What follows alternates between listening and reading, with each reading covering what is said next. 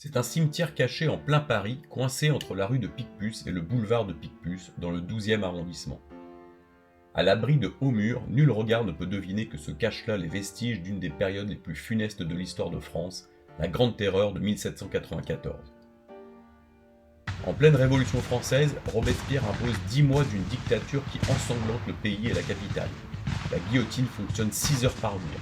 À Picpus, par la porte Charretière, la nuit, des tombereaux déchargent les corps suppliciés au fond du jardin d'un ancien couvent réquisitionné.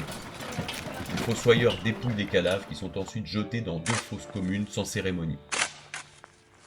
Une troisième tranchée était prévue, mais les bourreaux n'ont pas eu le temps de la creuser.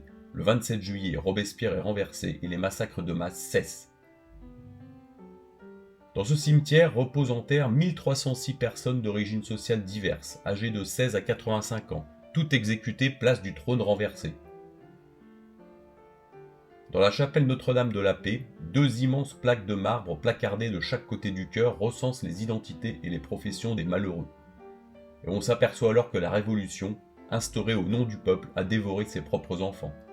Parmi les condamnés à la hâte et ensevelis à Picpus, on compte en effet un grand nombre de petites gens, palefreniers, garçons carriers, domestiques, menuisiers, fleuristes, serruriers, boulangers, couturières. Peu de temps après le carnage, ce sont des parents des condamnés issus de l'aristocratie qui ont acheté discrètement l'enclos des fosses et les terrains avoisinants. C'est pourquoi vous pouvez y voir aujourd'hui les tombes de quelques-unes des plus grandes familles de l'aristocratie française, toutes descendantes de victimes de la Révolution.